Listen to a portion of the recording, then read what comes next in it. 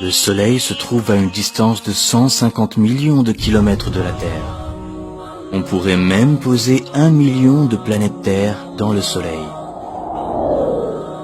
Pourtant, le Soleil est considéré comme de petite taille comparé aux étoiles géantes qui se trouvent dans l'espace. L'étoile Eta Carinae, par exemple, est 5 millions de fois plus grande que notre Soleil. L'étoile Betelgeuse est 300 fois plus grande que Eta Carinae. Si on la mettait à la place de notre Soleil, elle serait aussi loin que Jupiter.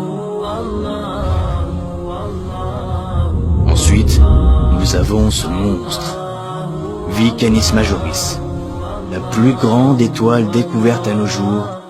Elle est 1000 milliards de fois plus grande que notre Soleil.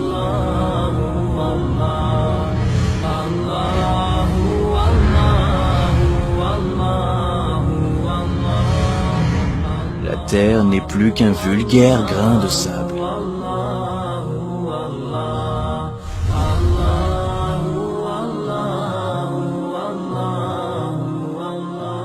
Où sommes-nous dans cet univers? Découvrons-le ensemble.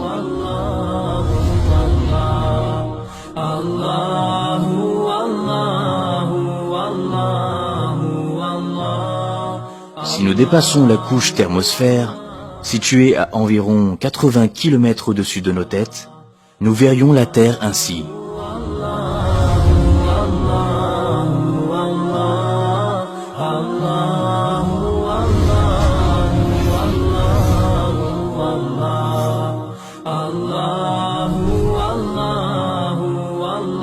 Voici les noms des satellites.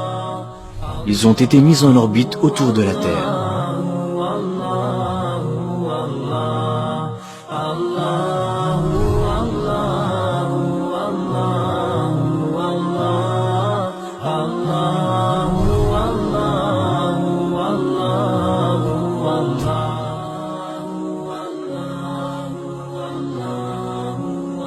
Et voici le Soleil. Il se trouve à une distance d'environ 150 millions de kilomètres de chez nous. En partant de la Terre et à la vitesse de 300 000 km/s, ce qui correspond à la vitesse de la lumière, nous mettrions 8 minutes à l'atteindre. Observons à présent à quel point les orbites des planètes de notre système solaire sont étendues. Voici que l'on s'éloigne du système solaire. À une distance de 1 jour à la vitesse de la lumière, la Terre devient à peine visible. Puis à une distance d'1 année-lumière, voici la luminosité du Soleil comparée aux autres étoiles, jusqu'à ce qu'elle disparaisse. Regardez cette gigantesque sphère. Elle contient des millions d'étoiles. Nous sommes à une distance de 70 années-lumière de la Terre. Du haut de ces nouvelles contrées inaccessibles, elle n'est plus qu'une petite aiguille insignifiante dans une botte de foin galactique.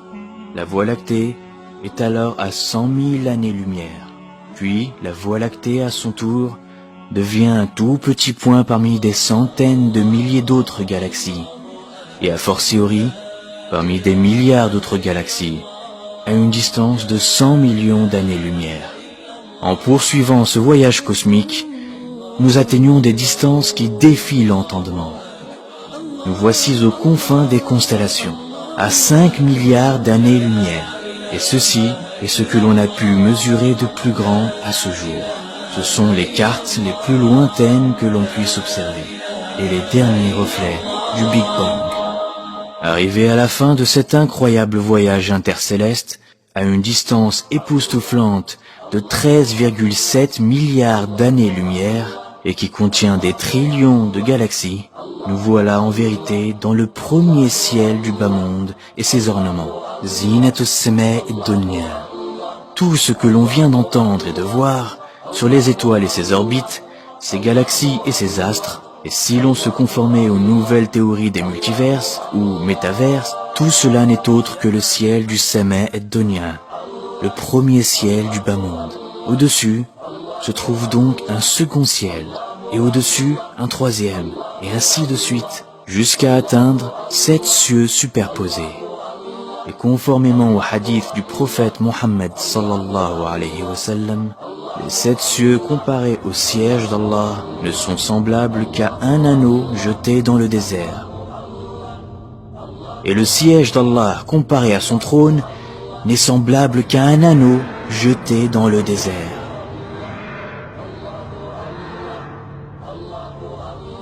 Si tout ce vaste univers qui dépasse l'entendement n'est autre que la pièce de monnaie et le désert, le trône d'Allah, alors imaginons la grandeur d'Allah.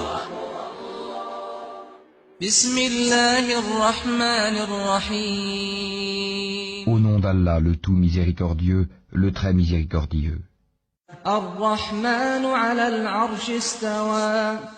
Le tout miséricordieux s'est établi istawa sur le trône. Alors, c'est qui le plus grand de l'univers? Allahu Akbar.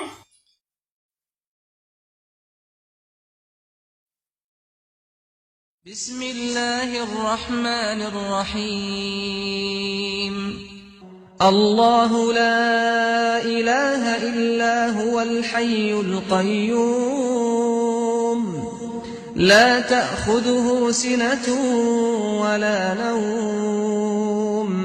له ما في السماوات وما في الأرض من ذا الذي يشفع عنده إلا بإذنه يعلم ما بين أيديهم وما خلفهم ولا يحيطون بشيء من علمه إلا بما شاء وسع كرسيه السماوات والأرض ولا يؤوده حفظهما وهو العلي العظيم